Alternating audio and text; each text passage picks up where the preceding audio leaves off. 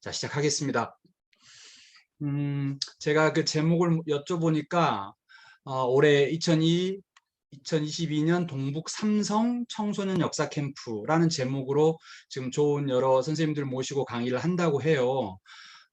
선양 총영사관에서 굉장히 좋은 기획을 하신 것 같은데 부족한 제가 이 자리에 참여하게 돼서 일단 반갑고, 열하일기 여러분들 아마 한 번 정도는 들어봤을 텐데, 그것이 여러분이 지금 살고 있는 중국을 무대로 하고 있습니다. 그래서 오늘은 열하일기가 어떤 책인지 간단하게 소개하고, 연암이 연행을 하셨던 중국의 곳곳을 쌤이 제가 직접 촬영한 사진으로 보여드리고, 그 다음 마지막으로 연암이 우리가 개혁의 아이콘으로 알려져 있죠. 북학파의 영수, 통상 우리가 이렇게 교과서에서 배우는데 과연 연암이 생각했던 개혁의 의미가 뭔가, 지금 현재 2022년에 우리가 열하일기와 연암을 통해서 다시 생각해 봐야 할 중국이 어떤 것인가 하는 것을 제 이야기를 좀 짧게 하는 것으로 정리하겠습니다. 자, 여러분, 요즘 무엇이 가장 고프시냐고 제가 강의를 좀 많이 시작을 하는 편입니다. 우리가 벌써 코로나 팬데믹이 지금 2년하고도 반이 꼬박 넘어가고 있죠. 한국의 상황과 중국의 상황이 좀 다르긴 하지만 그래도 전 세계적인 코로나 팬데믹에서 우리에게 가장 낯설어진 것이 뭘까 생각해 보면 아무래도 여행이 아닐까. 쌤은 그렇게 한번 생각을 해 봅니다. 근데 이 여행이라고 하는 것들을 우리가 현재로서는 좀 자유롭게 가기가 어렵잖아요. 그렇죠? 네, 그러면 여러분 이건 어때요? 여행을 갈 수 없다면 여행기를 읽는 것도 좋은 대안이 될 수 있을 것 같아요. 여행기. 그러면 여러분들이 알고 있는 여행기 어떤 게 있을까요? 여행기 하면 딱 이름에 붙는 게 걸리버 여행기도 있겠고, 여행기란 이름은 아니지만 동방견문록이라고 하는 것도 중국을 배경으로 했기 때문에 혹 관심 있는 친구들은 읽었을지 모르겠습니다. 아, 음, 그런데 뭐 여러분들 이미 예상하고 있겠지만 오늘 제가 여러분들께 말씀드릴 건 당연히 열하일기죠. 여러분에게 어떤 것이 최고의 여행기인지는 모르겠지만 저에게는 최고의 여행기는 연암 박지원의 열하일기입니다. 그런데 단순히 연암 박지원 선생의 열하일기가 우리 조상 중에 한 분이 썼기 때문에 그러느냐? 그렇지 않습니다. 객관적으로 봐도 열하일기는 세계 최고의 여행기라고 불러도 전혀 과장이지 않습니다. 그래서 간단하게 좀 살펴보지요. 연암의 열하일기는 연암 선생이 여행을 한 기간하고 기록을 한 기간이 조금 다릅니다. 이해되시죠? 예를 들어서 여러분들이 여행기를 쓴다고 할 때 집에서 출발해서 집으로 돌아오기까지 전체를 다 쓸 수도 있잖아요. 하지만 어떻게 할 수도 있습니까? 집에서 출발한 건 쓰지 않고 여행지에 도착해서 여행지에서 이야기만 하고 돌아온 건 안 쓸 수도 있잖아요. 즉 실제 여행을 한 기간과 여행기에 기록된 기간이 다를 수 있어요. 그러면 연암 선생께서 이 열하일기를 쓰게 됐던 그 중국의 여행은 1780년입니다. 1780년이면 지금으로부터 대략 한 240년 정도 되죠. 240년 전에 연암께서 말 타고 걸어서 이렇게 베이징과 열하까지 가셨는데, 그래서 제가 지금 음력으로 표시를 해놨어요. 대략 한 5개월 정도 걸렸죠. 한 150일 정도가 걸렸습니다. 전체 루트는 당시에 연암 선생이 어디에 살고 계셨냐면 한양, 지금의 서울에서 살고 있었어요.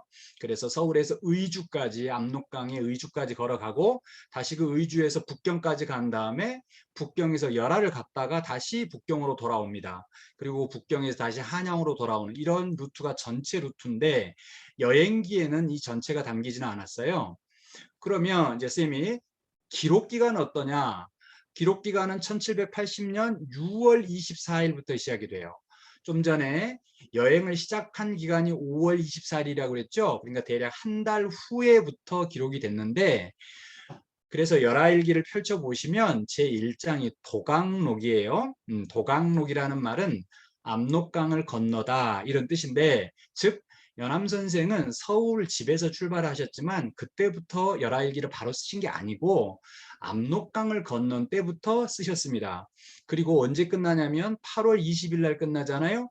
돌아오신 날이 10월 27일이니까 근 2달 전에 끝나죠. 이거는 연암께서 북경의 구경을 마치는 것으로 열하일기 기록을 마칩니다. 돌아오는 이야기는 그래서 없어요. 열하일기에는. 그래서 기록의 공간도 조금 차이가 나게 되죠. 네. 서울에서 의주까지 가는 그 일정은 없고 의주에서 북경 가고 북경에서 열하 가고 다시 열하에서 북경으로 돌아오는 이 일정이 기록이 돼 있습니다. 자, 열하일기 전체 분량이 어느 정도 되느냐?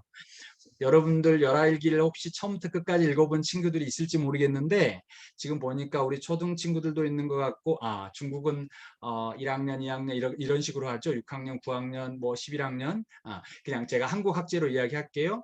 초등 친구부터 고등 친구까지 다 있는 것 같은데 중학교 한 2, 3학년만 돼도 충분히 열하일기는 읽을 수 있습니다. 어려운 내용이 나오면 어떻게 하면 될까요? 네, 그냥 넘어가면 됩니다. 네, 그 막 머리 막 아파할 필요가 없어요. 그냥 넘어가면 돼요. 그런데 상당히 길어요. 그런데 여러분들 여기 상식으로 하나 알아두세요. 조선시대의 이 책을 말하는 것이 지금하고 좀 달랐는데 통상 열하일기를 26권 10책 이렇게 말을 해요. 그럼 우리는 26권이라는 그 권 때문에 지금 기준으로 26권이구나 이렇게 생각할 수 있는데 그게 아니고 조선시대의 이 권이라는 개념은 지금 우리의 챕터의 개념입니다. 그 다음에 이 책이라고 하는 것이 지금 우리가 생각하는 권이에요. 그래서 지금 기준으로 하자면 10권 26장으로 돼 있다. 26챕터로 돼 있다. 이렇게 생각하시면 되겠습니다. 당시에 고려 시대부터 우리 한반도에 있었던 고려나 조선은 원나라나 명나라나 청나라에 사신을 보냈어요. 그 사신을 보내고 갔다 온 것을 연행록이라고 하는데 일반 명사로 지금까지 대략 500편이 넘는 연행록이 남아 있습니다. 그런데 나머지 연행록과 열하일기가 차이가 나는 가장 중요한 것 중에 하나가 이거예요. 매우 특별한 편집을 했다는 것인데 다른 연행록들은 일기를 쓰듯이 전부 다 일정별 편집만 했어요. 그런데 놀랍게도 연암 선생은 기본적으로 일정별 편집을 하면서도 주제별 편집을 했어요. 그게 무슨 말이냐면 만약 심양을 갔다고 생각합시다. 자, 선생님 오늘 강의에서는 그 지명도 가능하면 그냥 중국어 발음으로 하지 않고 한자 도금으로 할게요. 심양을 들어가면 심양을 들어간 날에 일정별 기록도 했습니다. 그런데 심양에서 밤에 2번씩이나 새벽에 나가서 놀러 다녔던 이야기가 있거든요. 그 이야기는 따로 떼서 또 다른 글을 썼다는 거예요. 이해되시죠? 그러한 글들을 가장 많이 남긴 게가 바로 북경입니다. 북경에서도 일정별 편집은 하지만 일정에 머무는 동안에 여행을 다녔던 그런 것들을 예를 들어서 공자, 유교와 관련된 그러한 유적지를 다녔던 것은 알성퇴술이라고 하는 그런 그 장으로 따로 모아서 글을 썼다는 것이죠. 자, 이 점이 굉장히 놀라운 점입니다. 그래서 일정별 편집은 총 26장 중에서 실제로는 6장밖에 안 돼요. 그래서 주제별 편집으로 된 것이 훨씬 더 많습니다. 자, 그러니까 나는 그러면은 열하일기 뭐 연암 선생께서 주제별로 쓰신 것도 흥미롭겠지만 나는 어떻게 연암 선생이 의주를 떠나서 북경을 가고 열하를 가고 다시 북경으로 돌아왔는지 그 일정만 좀 먼저 보고 싶다. 그러면 비교적 쉽게 열하일기를 읽을 수 있어요. 그리고 그건 특별히 어려운 내용도 없고 가서 보고 듣고 느낀 것만 읽으면 되는 거니까. 그래서 우리 초등 친구나 아니면 중학교 정도 친구들은 그렇게 먼저 일정별 편집으로 먼저 읽고 나중에 조금 더 이제 독서력도 좀 늘어나고 그러면 그때 처음부터 끝까지 한번 읽어볼 것을 권유를 합니다. 자, 그러면 여러분들 연암 선생이 어떻게 생겼는지 좀 궁금하죠? 우리는 아주 근사한 연암의 초상을 하나 가지고 있는데 초상을 보기 전에 연암 선생의 아들이 쓴 아버지에 대한 묘사가 있어요. 이게 지금 선생님이 인용해 놓은 거예요. 아버지는 안색이 불그레하고 윤기가 나고 쌍꺼풀 졌고 귀는 크고 희고 광대뼈가 귀밑같이 뻗졌고 구렛나루이 나셨고, 그 다음 주름이 있었고, 키가 크고 살쪘고, 어깨가 고추솟고, 등이 고다 풍채가 좋으셨다. 매우 섬세하게 묘사를 해놨는데, 그런데 이 연암 선생을 그린 초상이 이거예요. 자, 여러분들 지금 옆에 있는 글하고 한번 비교해서 그 이미지만 한번 보세요. 어떻습니까? 비슷합니까? 네. 이 그림은 누가 그렸냐면 연암의 손자가 그렸어요. 박주수라는 분이 그리셨는데 박주수는 아마 여러분들이 거의 들어보지는 못했을 거예요. 그런데 이 박주수의 형이 누구냐면 박규수예요. 환재 박규수. 환재 박규수 정도는 우리 중학교 정도 친구들이면 아마 들어봤을 겁니다. 그렇죠? 개화파의 스승으로 알려져 있죠. 그렇죠? 그래서 박영효나 김홍집이나 이런 사람들을 지도했던 분이 바로 박규수죠. 그런데 그 박규수가 그런 개화파들을 교육시킬 때 썼던 중요한 텍스트가 바로 할아버지의 문집이었던 연암집이었습니다. 자, 연암 선생은 이렇게만 간단하게 좀 소개를 하고요. 자, 그러면 연암 선생이 어떻게 해서 중국을 오게 됐냐는 거죠. 그 사연만 간단하게 설명을 할게요. 1780년에 아까 출발을 했다고 그랬는데 1780년에 당시에는 청나라 걸륭식이었어요. 그런데 1780년이면 걸륭 황제가 70번째 생일을 맞는 해였습니다. 그랬기 때문에 조선에서도 그 70번째 생일을 축하하는 축하 사신을 보내야 됐어요. 그런데 그 사신을 보낼 때 조선시대의 기본적인 사신단은 대략 적게는 300에서 많게는 500명까지도 갔다고 하는데 그 전체가 공식 사용원은 아니에요.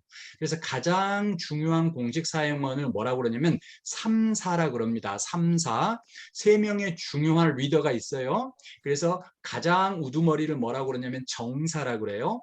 그다음에 정사를 보좌하는 사람을 부사라 그럽니다. 그리고 이것이 굉장히 중요한 국가적 행사였기 때문에 이거 모두를 다 글로 기록을 했거든요.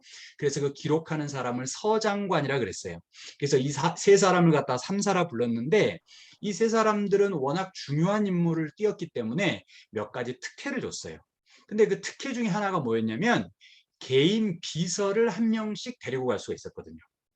여러분, 지금은 우리가 해외여행하는 게 어렵지 않은 시대죠. 물론 지금은 잠깐 멈췄습니다만, 그런데 조선에서는 국경을 넘는 것 곧 죽는 겁니다. 그래서 해외여행이란 말이 있을 수도 없을 뿐더러 국경 넘는 것 자체가 매우 특별한 일이었기 때문에 이 한 명의 개인 비서를 데리고 간다는 건 엄청난 특혜였어요. 그러면 여러분, 만약에 여러분이 조선시대의 사행단 중에서 3사였으면 누구를 데려가겠습니까? 주로 자녀를 데려가겠죠. 근데 아쉽게 딸은 못 데리고 왔어요. 시대가 그랬기 때문에 그래서 주로 아들들을 데려왔습니다. 그래서 그 개인 비서를 다른 말로 자제군관이라고 했어요. 그런데 이 1780년에 걸륭제의 70번째 생일을 축하하는 사신단의 정사가 누구냐면 박명원이었어요. 박명원은 당시 조선의 왕이 정조였는데 정조의 고모부가 되죠. 네, 그래서 영조의 사위입니다. 부마라 그러죠. 왕의 사위를. 그런데 이 박명원한테는 자식이 없었어요. 그런데 당시에 연암 박지원이 박명원의 8촌 동생이 되는데 박명원은 연암 박지원은 20대부터 이미 문장을 잘 쓰기로 조선에 이름이 났지만 일찍 과거를 포기했어요. 그 자세한 이야기는 지금 시간이 없어서 할 수가 없지만 그래서 거의 여러분들 한번 생각해 보세요. 조선시대 사대부가 과거를 포기하고 만약에 관직에 나가지 않으면 뭘 할까요? 아무것도 할 게 없어요. 백수예요, 그냥. 그래서 그냥 그렇게 백수로 그냥 놀고 있었어요. 말이 좋아, 뭐 공부를 하고 그러는 것이지만, 그래서 이제 이 팔촌 형님인 박명원 선생이 그게 좀 안타까웠나 봐.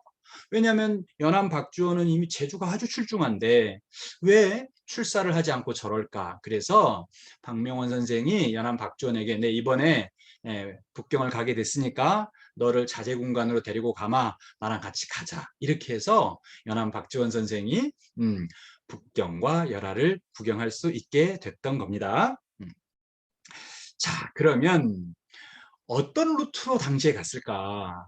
궁금하지요? 그렇죠? 지금 현재 여러분이 살고 있는 곳과 일부 겹칠 수도 있는데 그렇지 않은 친구들도 있을 수 있습니다만 이 지도 아주 근사하지 않아요? 선생님은 옛날 고지도들을 참 좋아하는데 이게 의주 북경 사행로라는 지도입니다. 여기에서 지금 이쪽 여기가 지금 의주고 이렇게 들어간 이 물길 여기가 지금 압록강이에요. 이따 제가 자세히 보여드릴게요. 그리고 여기가 지금 많은 친구들이 접속하고 있는 심양입니다. 그리고 여기가 산해관이고 여기가 크게 네모로 되어 있는 게 여기가 베이징이에요. 그래서 이걸 지구본에 표시해 보면 이 정도가 되겠죠. 그렇죠? 네, 저 길을 걸어서 갔던 것인데 선생님이 그 중요한 공간만 다시 한번 보여드릴게요.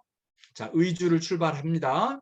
그래서 심양을 거치고 계속해서 남서양을 해서 산해관을 통과하고 베이징 갔다가 다시 동북 방향으로 한 200km를 가서 열하에 도착하게 됩니다. 물론 처음부터 조선 사신단의 목표가 열하였던 건 아니에요. 처음 목표는 북경이었습니다. 그런데 당시 북경에 걸륭제가 없었어요. 열하에 있어가지고 급히 열하로 가게 됐던 것입니다.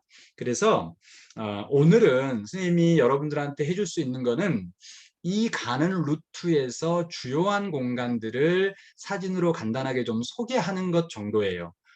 시간이 좀 더 있으면 훨씬 더 자세하게 그리고 거기서 연암이 길어 올렸던 여러 사유들이나 이런 것들을 좀 소개하고 싶은데 우리한테 주어진 시간이 많지 않으니까 오늘은 일단 그 정도로 하기로 하고 여러분들이 이제 조금 더 관심을 갖게 되면 관련된 자료들이 워낙 잘 나와 있으니까 여러분들이 더 추가해서 읽는 것으로 그렇게 하겠습니다. 자, 그러면 우리도 연암의 어떤 연행의 동행을 해봅시다. 실제로 연암이 이 압록강을 건넜던 시기가 딱 지금 시기예요. 엄청 더웠던 지금 시기에 연암이 출발을 하게 되니까 우리도 그런 같은 마음으로 한번 간략하게로 한번 가봅시다.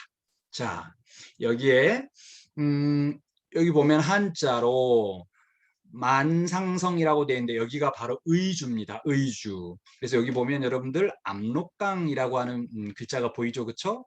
그 다음 바로 이것이 열하일기의 맨 앞에 나오는 구절입니다.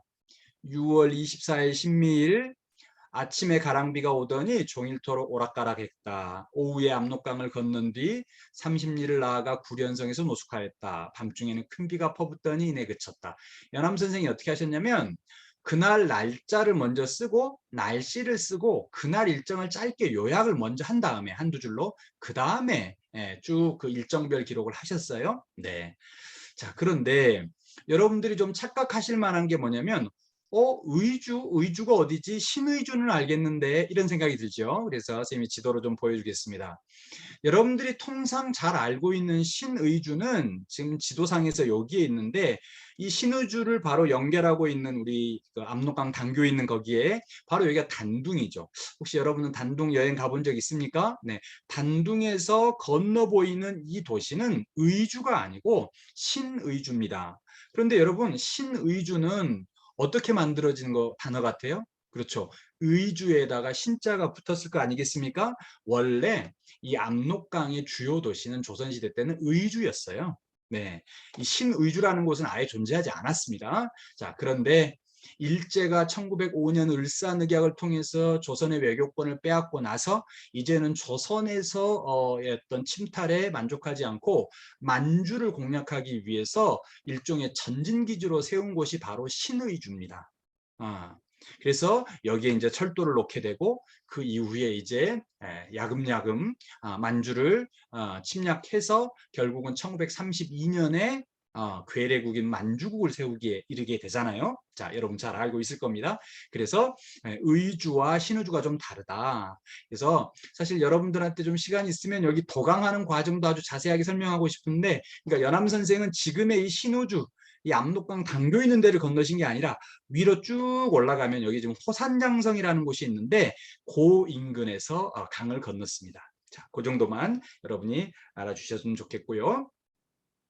자, 그다음 제가 아쉬워서 그냥 못 가고 호산장성 정상에서 바라보면 자, 이런 풍경이 펼쳐집니다. 그러면 요 앞에 있는 이 강이 뭘까요? 네, 이게 지금 압록강이죠. 여기서 이렇게 지금 서쪽으로 흘러가는 겁니다.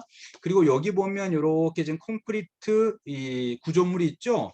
요 위에 하나의 정자가 있었고 이 정자 아래에서 배를 타고 건넌 것으로 추정이 됩니다. 왜냐하면 옛날에도 여기가 나루터가 있었던 것 같아요. 지금도 그러니까 어때요? 이런 콘크리트 구조물을 통해서 이 접안할 수 있도록 시설을 갖추고 있는 거겠죠. 그렇죠? 네. 그래서 약간 서쪽으로 보면 이런 사진이 펼쳐지게 됩니다. 그래서 계속해서 내려가면 이제 신우주 쪽으로 가는 것이고 선생님이 고증을 해보니까 연암이 이런 식으로 건넜어요. 이렇게 여기를 먼저 건넌 다음에 여기는 걸어서 와서 다시 여기를 갔다가 또 다시 한번 건너는 실제로 열알기에 보면 그런 내용이 나와 있습니다. 나중에 혹시 여러분들 단둥을 여행하시게 되면 단둥만 가지 마시고 단둥에서 차로 한 20분 정도만 조금 북동쪽으로 가게 되면 호산장성이라고 하는 곳이 있습니다. 그 호산장성 정상을 올라가면 지금 여러분한테 보여드렸던 이 풍경을 볼 수가 있어요. 그러니까 놓치지 마시고 꼭 한번 보시기 바랍니다. 호산장성은 민감한 문제일 수도 있습니다만은 중국이 동북공정의 한 사례로서 만리장성이 여기까지 있었다라고 지금 주장을 하고 있는 곳이고 그렇게 해서 조성을 했는데 그건 역사적 사실과 다릅니다. 이 호산장성은 원래 고구려의 박작성이 있었던 성터였습니다. 그거는 우리 역사서에 뿐만 아니라 부당서와 같은 중국의 역사서에도 명료하게 기록이 돼 있어요. 자, 그 정도만 선생님이 설명할게요. 자, 이렇게 해서 이제 압록강을 건너면서 본격적인 연행이 시작이 돼요. 자, 그런데 이 압록강을 건너자마자 아주 큰 산을 두 개를 만나는데 그 산을 이제 넘어서 힘겹게 넘어서 그 다음으로 도착한 곳이 어디냐? 자, 요양입니다. 우리 선양에 사는 친구들은 요양을 혹시 가본 적 있나요? 차로 한 3, 40분이면 가지 않나 싶은데 저도 지금 늘 가면 이제 답사를 제가 인솔하느라고 너무 정신이 없어서 아주 가깝죠. 요양은 꼭 한번 이 요양 백탑을 보러 한번 가보시기 바랍니다. 여러분 이 요양 백탑이 높이가 좀 가늠이 안 되죠? 이 높이가 71m예요. 근데 요양 땅은 가보시면 아시겠지만 요양시는 지평선이 보일 정도로 산이 없는 그런 지형이거든요. 그러면 그 엄청나게 넓은 땅에 71m짜리 이런 높은 탑이 한번 세워져 있다고 생각해 보세요. 조선 사신들에게 얼마나 놀라웠겠어요. 그렇죠? 그래서 연암 선생도 이 요양 백탑이 굉장히 신기했나 봐요. 그래서 요양 백탑기라는 글을 따로 쓰셨고 또 연암 선생이 여기서 뭐라고 했냐면 그 유명한 호곡장론이라는 글을 쓰시는데 한바탕 통곡하기 좋은 곳이로구나. 아마 여기 지금 혹시 강의 듣고 계시는 분들 중에서 저하고 연배가 비슷한 분들은 아마 호곡장론 이렇게 해서 국어 시간에 배우셨을 거예요. 그때 배우셨을 때 어떤 생각 드셨어요? 연암이 호곡장론이라는 그런 글을 썼나 보다 이렇게 생각하셨죠. 그렇지 않습니다. 열아일기의 일정별 기록 중에 하나인데 그 부분만 똑 떼가지고 마치 단독 그 저술인 것처럼 그렇게 잘못 가르쳤어요. 자, 옆에 있는 천추의 커다란 울음터라니 그 말은 지금 연암이 통곡하기 좋은 곳이다 이 말을 받는 것 같잖아요. 재미나는 그 비유 신묘도 해라 라는 시를 누가 썼어요? 자, 이 시는 누가 썼느냐? 추사 김정희가 썼습니다. 우리는 추사 김정희 선생이 베이징을 오셨다는 국경 연행을 오셨다는 걸 잘 모르고 있는데 추사 선생도 딱 한 번 아버지를 따라서 자제공관 자격으로 연행을 했고 바로 이 요양 백탑을 보면서 연암의 그 열하일기가 워낙 유명했기 때문에 추사 선생도 당연히 읽었겠죠. 그래서 거기에 이렇게 오마주하는 시를 남기게 됩니다. 참고로 이 지금 탑은 전탑이라고 그래요. 전탑이 뭐죠? 네, 벽돌을 쌓아 만든 탑을 전탑이라 그래요. 네, 그게 중국의 정통 방식이요. 특히 요 나라에 여러분들 71m라는 엄청난 높이의 탑을 벽돌을 쌓아서 만들었다. 정말 신기하지 않습니까? 네, 이게 지금 제가 알기로는 역사가 지금 거의 1000년 가까이 됐는데 예. 그런데 여러분 딱 보면 이게 백탑이 아니잖아요. 거의 흙탑 비슷하게 돼 버렸죠. 이게 제가 확인하지는 못했는데 들리는 말에 의하면 요양시에 그렇게 공업지대가 많나 봐요. 그래서 그 매연으로 그렇다는데 잘 모르겠어요. 그냥 세월의 때가 묻은 것인지 정말로 그 요양의 그런 어떤 매연으로 그런 것인지 그건 잘 모르겠습니다. 자, 요양을 가고, 자, 이제 요양을 이제 통과하면 어디를 갑니까? 네, 심양으로 들어가게 됩니다. 심양. 심양은 원래 청나라가 처음에 만들어졌을 때는 혹시 이름이 뭔지 아십니까, 여러분들? 네, 죄송합니다. 후금이죠. 후금. 근데 후금이라고 했을 때의 그 수도가 원래 청나라는 베이징에서 시작한 게 아니에요. 이 심양에서 시작을 하게 됩니다. 그러다가 잠깐 요양으로 옮겼다가 다시 심양으로 오고 그 다음에 이제 쌤 이따가 산해관 할 때 설명할 텐데 1644년에 명나라를 무너뜨리고 이제 베이징을 차지하게 되는 거거든요. 그래서 심양은 청나라에게서는 굉장히 중요한 공간이에요. 그래서 이제 심양 고궁도 중요한데 이 심양 고궁을 쌤이 자료를 찾다 보니까 마침 우표가 있더라고요. 그래서 우표를 통해서 심양 고궁을 한번 구경해 봅시다.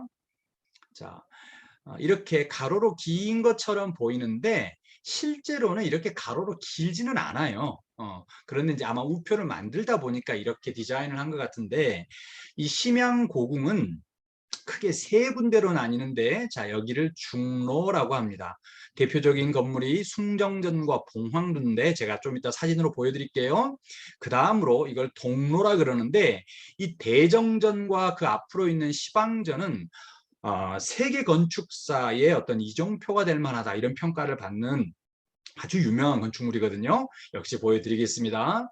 그 다음 서쪽으로 가게 되면 서쪽에 제일 인상적으로 우리가 봐야 될 건물은 문소각이라는 건물입니다. 자, 문소각은 다른 건물들 지붕하고 색깔이 조금 다른데 여러분 혹시 그걸 갖다가 캐치했는지 모르겠어요. 자, 사진으로 한번 봅시다.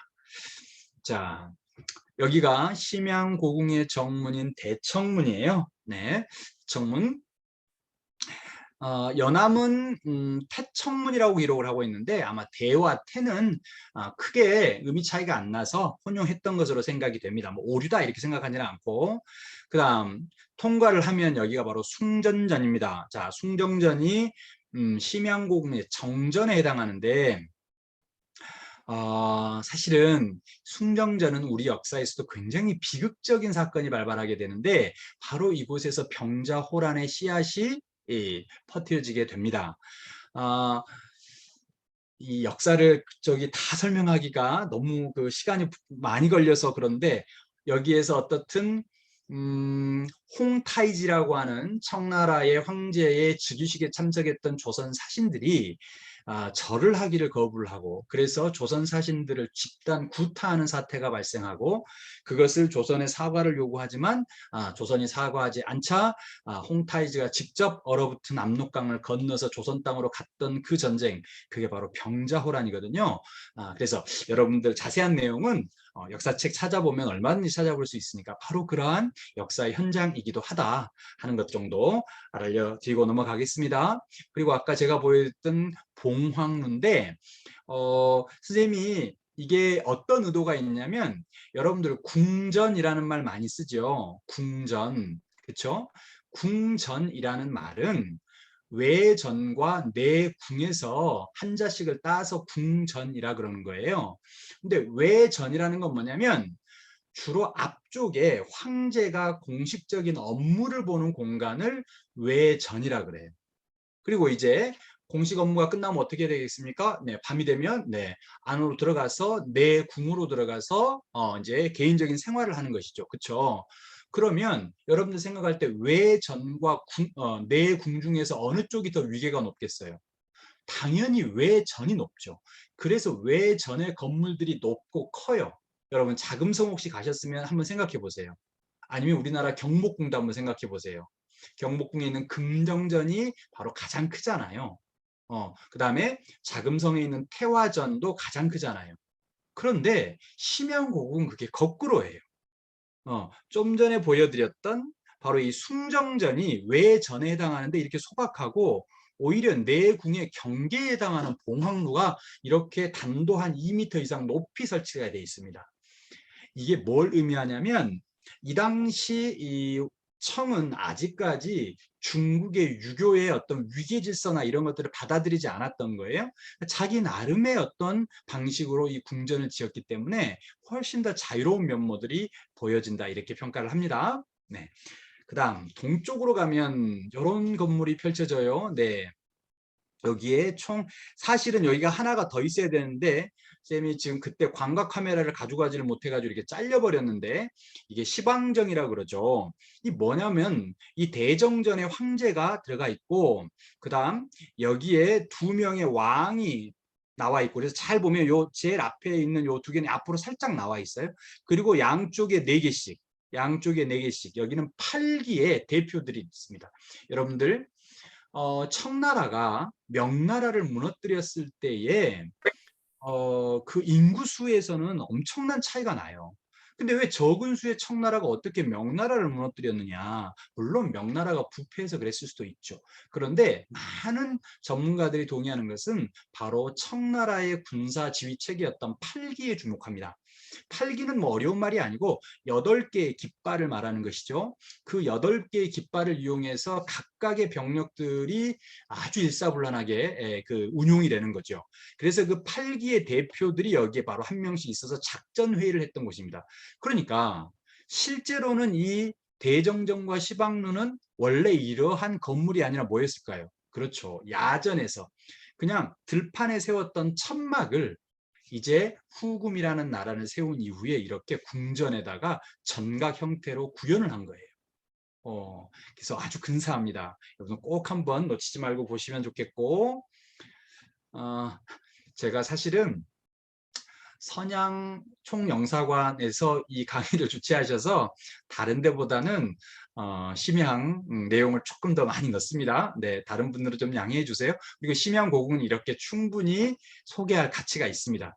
네, 여기는 동로의 대표적인 서로의 대표적인 건물인 문소각인데 자, 여러분들 중국의 황실은 전부 다 지붕이 뭡니까? 네, 황금색이잖아요. 그런데 여기 잘 보세요. 무슨 색이죠? 네, 테두리는 초록색인데 잘 보시면 가운데는 검정기와를 했어요. 왜 그랬냐면 검정기와는 물을 뜻해요. 그러면 이거는 이 건물은 어떤 용도로 쓰였을까요? 그렇습니다. 여기가 바로 황실 도서관입니다. 책을 보관해요. 그러니까 상징적으로라도 불이 나지 말라고 검정기와를 이었어요. 그리고 여기에 보관했던 가장 중요한 책이 그 유명한 사고전서입니다. 네, 사고전서를 총 4곳에다가 그 보관을 했는데 베이징에 2곳, 그 다음에 쌤이 이제 조금 이따 보여드릴 열화 피스산장에다가 1곳, 그 다음 바로 이 심양 고궁에 1곳, 이 문소각에다가 사고전서를 보관을 했던 거였습니다. 자, 이제는 심양을 떠나봅시다. 심양을 떠나서 약간 북서쪽으로 남서쪽으로 내려오게 되면 북진이라는 곳을 도착하게 돼요. 지금은 북진이라는 곳을 쌤이 가보니까 심양이라는 엄청나게 큰 대도시의 일종의 배후도시처럼 개발이 되고 있더라고요. 그런데 이 북진에서 굉장히 중요한 연암의 글이 나오는데 바로 장관론입니다. 장관론이라는 게 뭐냐면 중국에서 가장 볼만한 볼거리가 뭐냐는 거예요. 장관이 뭐냐? 만리장성이 장관이라는 사람도 있고 자금성이 장관이라는 것도 있는데 연암은 뭐라고 이야기하냐 이렇게 말합니다. 깨진 기와 조각과 냄새나는 똥걸음 그것이 자기에게는 최고의 장관이었다는 거예요. 왜 그러냐? 깨진 기와 조각은 사람들이 다 버리는데 중국 사람들 와서 보니까 그걸 갖다가 이 바닥에 깔아서 질척질척하게 만들지도 않고 벽에 붙여가지고 예쁜 모양도 만들더라는 거예요. 똥 오줌은 제일 더러워서 다 피하지만 그거를 갖다가 거름으로 만들어서 농업 생산력을 높이더라는 거예요.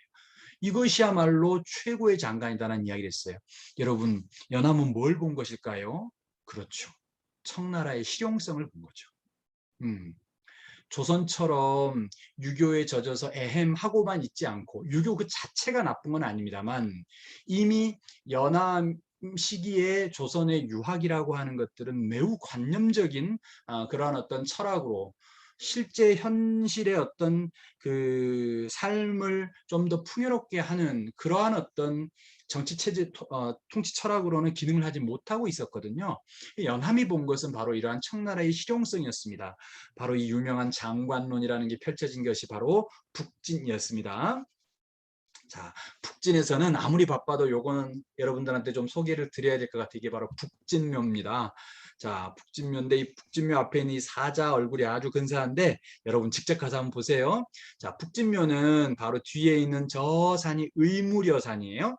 의무려산의 산신에게 제사를 드리는 공간입니다. 그런데 이 의무려산이 우리나라 역사에 아주 중요한 비석에 등장해요. 이런 문장이 나옵니다. 부산과 부산을 넘과 염수를 넘어서 6, 700령을 점령했다. 할 때 이 앞에 부유할 부자를 쓴 저 부산이 의무려산이거든요. 그럼 이 문장은 어디 나올까요?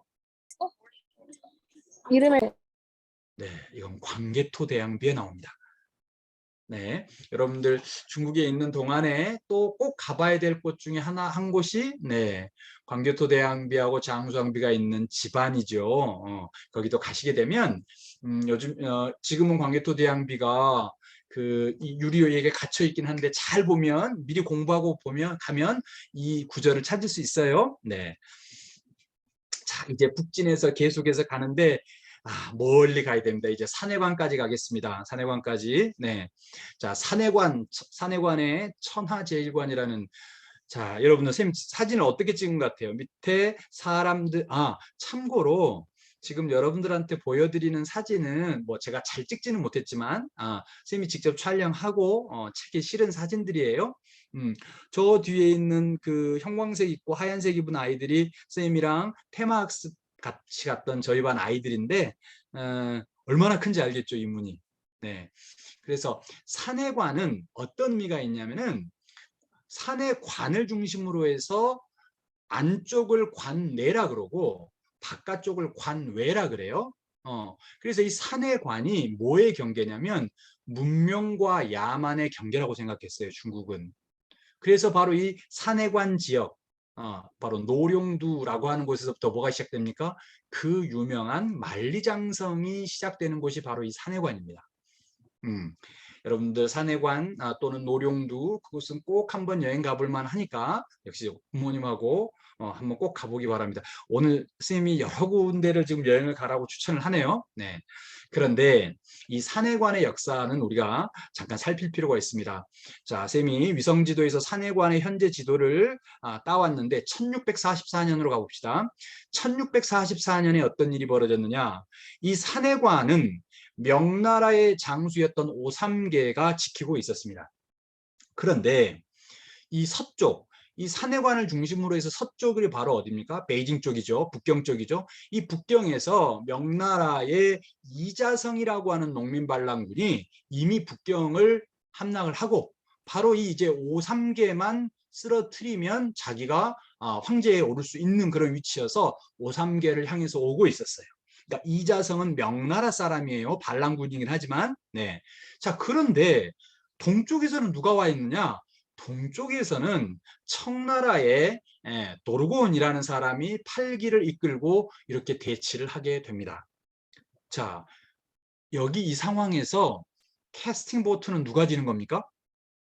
오삼계가 지는 거죠. 산해관성은 엄청나게 튼튼한 성이어가지고 문만 닫고 있으면 함부로 함락시킬 수도 없었어요.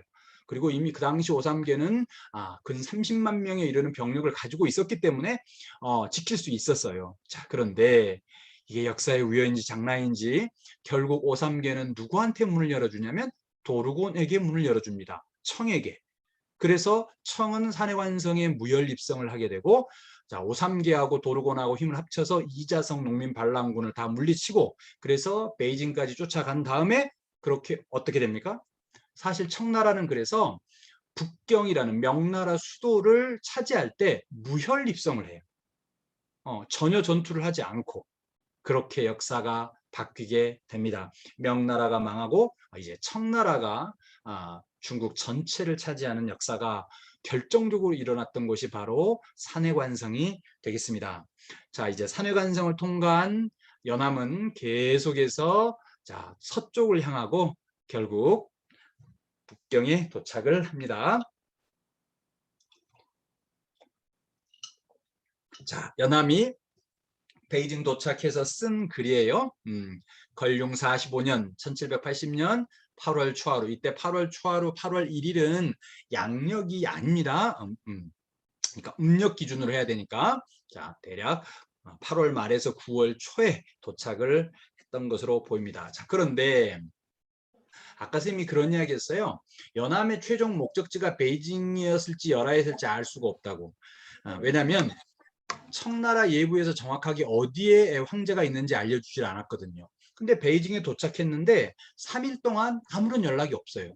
그래서 이제 마음을 놓고 있었는데 웬걸 그날 밤에 지금 당장 열하로 오라고 하는 명령이 떨어지고 그래서 그 인원을 확 줄여가지고 열하로 이제 가게 됩니다.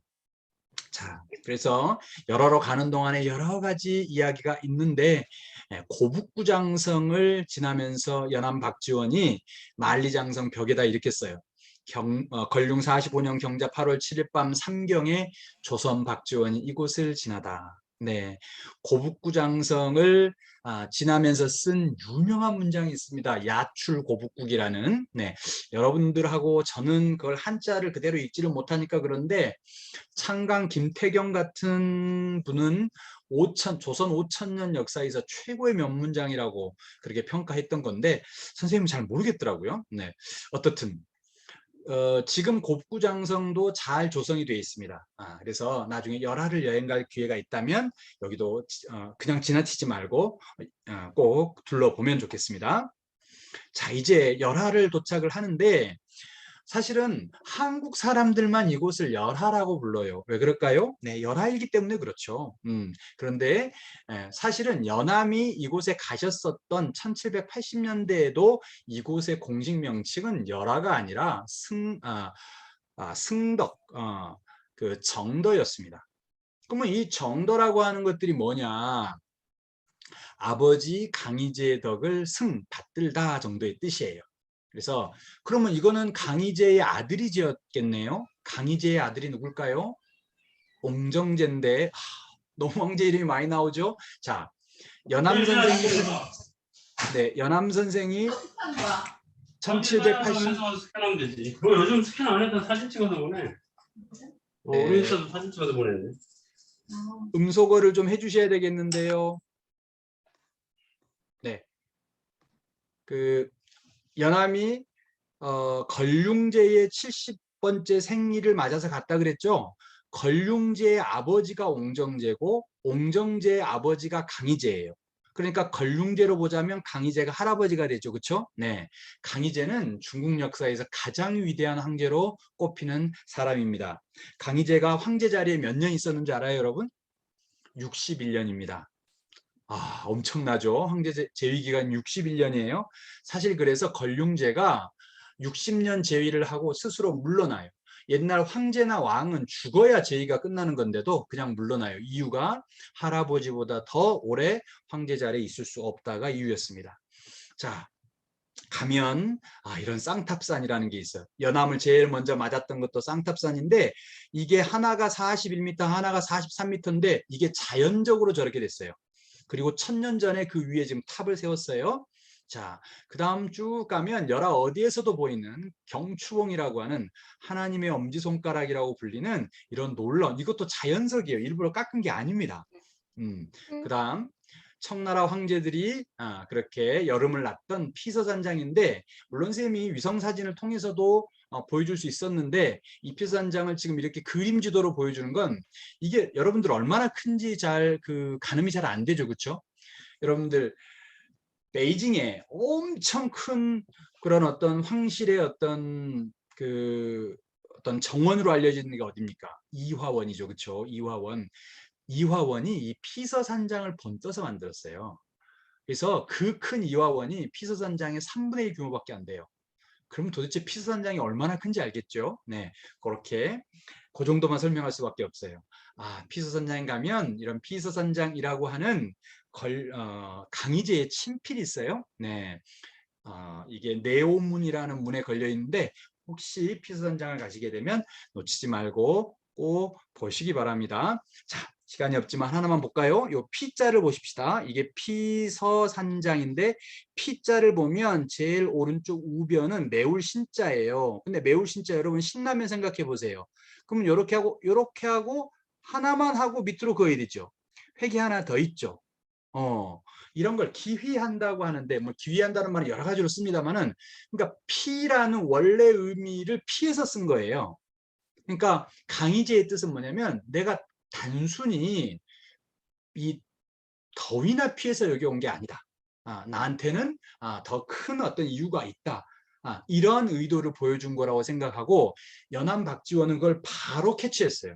그래서 뭐라고 그랬냐면 이 피서산장을 갖다가 이 세계의 두뇌라고 표현을 썼어요. 그게 무슨 말이냐? 이 피서산장에서 위로 한 100km 정도만 가면은 이제 몽골 초원이 있죠. 지금의 뇌몽골 지역이잖아요. 근데 이 몽골족들은 이 여름이 되면 이 목초지를 따라서 밑으로 쭉 내려옵니다. 그러면 이들이 언제든지 국경지대를 갖다가 혼란스럽게 할 수가 있었단 말이죠. 그러니까 어떻게 했냐면 이 강희제를 비롯한 청나라 황제들이 여름이 되면 피선장 가서 일부러 그 100km 위로 올라가서 거기를 갖다가 몽란위장, 우란웨이창이라 그러는데 거기서 황제가 사냥을 해요. 근데 말이 좋아 사냥이지 그거는 일종의 뭡니까? 전투 훈련이에요. 그래서 몽골한테 말하는 거죠. 너희들 까불지 마. 그러면서 또 몽골의 왕들은 피서산장으로 불러다가 회유하고 때로는 당근을 주고 때로는 채찍을 주고 이런 식으로 이렇게 그 엄청난 청나라라는 그 대제국을 잘 운용했던 곳이다. 이렇게 생각하면 되겠습니다. 자, 그 다음에 피서산장 주변에는 외팔묘라고 하는 8개의 그 불교 사찰이 있는데 그 중에서 연암이 직접 가셨던 거는 저 3번입니다. 3번. 자, 3번을 자 그래서 이게 3번이 이게 찰심륜포라고 불리는데 여기서 연암이 그 티벳의 정치적 지도자를 만나게 되거든요.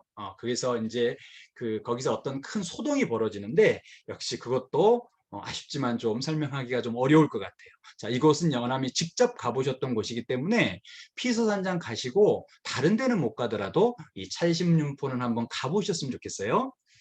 자, 그래서 요거는 찰심륜포에 대한 설명인데 넘어가고 자, 요거는 찰심융포에 8마리 용이 있는 묘고 장엄전에 이게 실제 금으로 도금한 지붕입니다. 자, 그리고 중국 사람들은 별로 관심을 안 갖는데 한국인들만 유독 줄 서서 사진을 찍는 곳이 있어요. 저기 피서산장의 북쪽 출입구 앞에 보면 이렇게 열화 표지석이 있거든요. 그래서 옆에 보면 러허 스프링이라고 해서 영어로 돼 있잖아요. 그렇죠? 그래서 예전부터 여기에 온천수가 솟았대요. 그래서 겨울에 여기가 굉장히 추운데 다른 데는 다 얼어도 이곳은 안 얼었다는 거예요. 그래서 열한데 우리한테는 승덕이라는 말보다 청더라는 말보다 우리한테는 열하라는 말이 훨씬 더 익숙하죠. 뭐 때문에? 네, 연암 박지원 선생의 열하일기 덕분에. 그래서 이 열하 앞에서 많은 한국인들이 사진을 찍습니다. 자, 이제 우리가 연암의 연행 루트를 쭉 한번 따라서 가봤는데 이제 연암 선생이 열하일기를 통해서 혹은 당신의 삶을 통해서 중국을 어떻게 바라봤는가 하는 것에 대해서 선생님이 간단하게만 좀 이야기를 할게요. 선생님이 여기 썼는데 선생님이 그냥 이 문장을 그대로 읽을 거예요. 이건 선생님이 쓴 문장이니까 연암에게 청나라의 선진 문명은 그 자체가 목적일 수 없었습니다. 청나라는 조선을 개혁할 수단 그 이상도 이하도 아니었습니다. 명분에만 함몰되지 않고 실리를 추구해 백성의 삶을 풍요롭게 한 당대 청나라의 정치 현실은 자신이 속한 붕당의 기득권에 잃지 않기 위해 명분만을 앞세우고 백성의 삶은 전혀 돌보지 않는 조선의 실상을 비추는 거울일 뿐이었습니다. 이렇게 제가 썼어요. 연암에게 중국이 어땠느냐? 우리 현실을 바라보는 거울이었다는 거예요. 선생님은 지금도 중국은 여전히 우리한테 그러한 거울의 역할을 하고 있다고 생각을 합니다. 특히 중국에서 지금 성장하고 있는 우리 여러 친구들이 중국에 대한 매우 정확한 인식의 바탕에서 성장을 해서 정말 좋은 인재로 성장을 할 때 앞으로 우리 한국의 발전에 굉장히 큰 기여를 할 수 있다고 생각을 해요. 중국에 지나치게 끌려다니는 것도 옳지 않지만 그렇다고 지금 한국에서 특히 젊은 세대들 중심으로 일어나고 있는 혐중 정서가 선생님도 매우 사실 염려스러운데 그런 것에 여러분들이 현혹되지 않았으면 합니다. 연암은 매우 보수적인 사람이었어요. 여러분들은 연암이 개화파의 스승이라고 알려져 있기 때문에 어떤 개혁의 화신이라고 생각할지 모르지만 그렇지 않아요. 연암은 당시 가장 보수적인 그러한 어떤 그 사대부였어요. 그런데 그럼에도 불구하고 청나라에서 우리가 배울 게 있으면 배우자고 주장했던 분이었어요. 그런 점을 우리가 배울 필요가 있는 것이죠. 그러면 연암의 그러한 모든 중국 공부의 핵심은 뭐냐? 결국은 백성 사랑입니다. 자, 연암이 50 넘어서 관직에 나가게 돼요. 그런데 저쪽 안이라고 하는 곳에 현감, 지금으로 군수가 됐는데 기근이 들었어. 근데 기근이 들었는데 조선시대는 기근이 들면은 피해 정도를 조사를 해가지고 피해가 너무 크면 국가에서 그걸 구제를 해요. 그걸 갖다 공진이라고 그럽니다. 근데 피해가 크지 않으면 거기 있는 수령이 알아서 구제를 해요. 그걸 사진이라 그래요. 근데 연암이 갔을 때는 엄청 피해가 커서 공진을 해야 됐는데 연암은 경상감사한테 요청을 해가지고 자기가 사진을 하겠다고 해요. 그래서 자기 개인 돈을 내서 백성들을 먹입니다. 그런데 그때 옆에 있는 사또가 자기가 이거 구휼하는 게 너무 힘들다고 툴툴거려요. 그때 연암이 그분한테 보낸 편지거든요. 제가 연암 글 중에서 가장 좋아하고 가장 눈물겨운 그런 글인데 우리 친구들이랑 같이 한번 읽어봤으면 좋겠습니다. 이 글은 자 각자 물론 지금 음소거 하고요. 그냥 각자 자 내 신세를 돌이켜보건대 같이 한번 읽어봅시다. 시작.